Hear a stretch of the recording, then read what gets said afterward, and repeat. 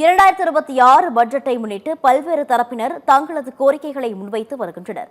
அந்த வகையில் மீனவர்கள் முன்வைத்திருக்கக்கூடிய கோரிக்கைகள் குறித்து செய்தி தொகுப்பினை தற்போது பார்க்கலாம்.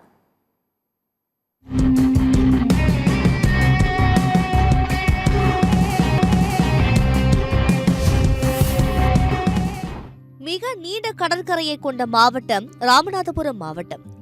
இங்கு விவசாயம், மீன்பிடித்தல் மற்றும் நெசவு போன்றவை பிரதான தொழிலாக இருந்து வருகிறது. மேலும் மாவட்டத்தின் கடற்கரை பகுதியான ராமேஸ்வரம், மண்டபம், பாம்பன், கீழக்கரை, ஏர்வாடி, வாலிநோக்கம், மூக்கையூர், நரிப்பையூர், தொண்டி, தேவிப்பட்டினம், திருப்பாலைக்குடி உள்ளிட்ட பகுதிகளில் விசைப்படகு மற்றும் நாட்டு படகுகளில் மீனவர்கள் தினம்தோறும் மீன்பிடித்து வருகின்றனர்.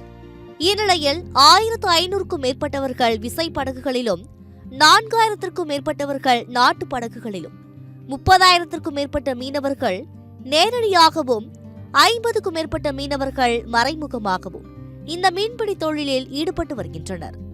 மேலும் நாட்டிற்கு பல கோடி ரூபாய் அந்நிய செலவாணியை ஈட்டித்தரும் தொழிலாகவும் இந்த மீன்பிடி தொழில் இருந்து வருகிறது.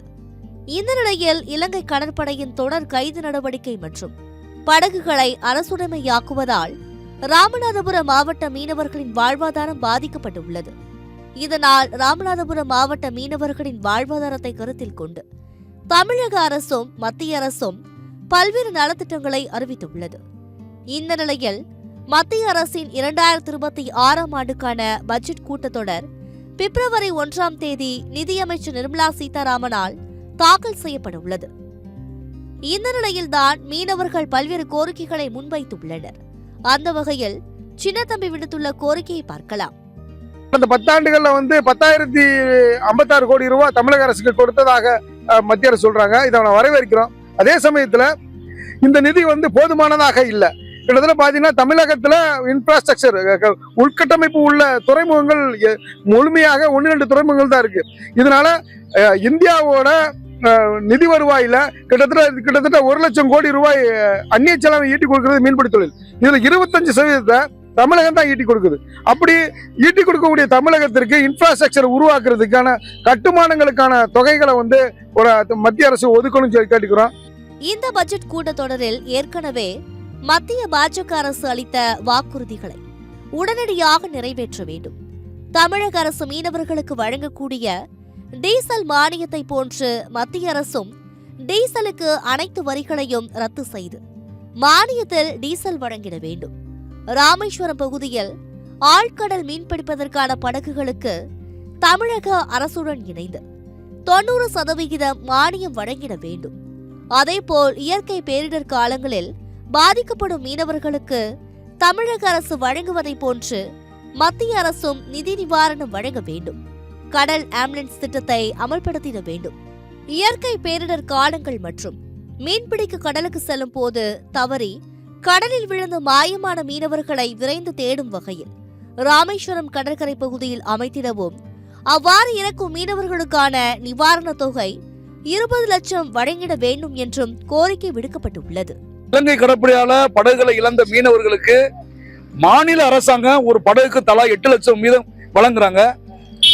இந்த கோரிக்கையை கடந்த ஒரு 6 மாசத்துக்கு முன்னாடி நிதியமைச்சர் அவர்கள் ராமேஸ்வரம் வந்திருக்கும் போது மத்திய அரசாங்கமும் எங்களுக்கு அந்த இழப்பீடை வழங்கணும்னு சொல்லி நாங்க கேட்டுக்கிட்டோம்.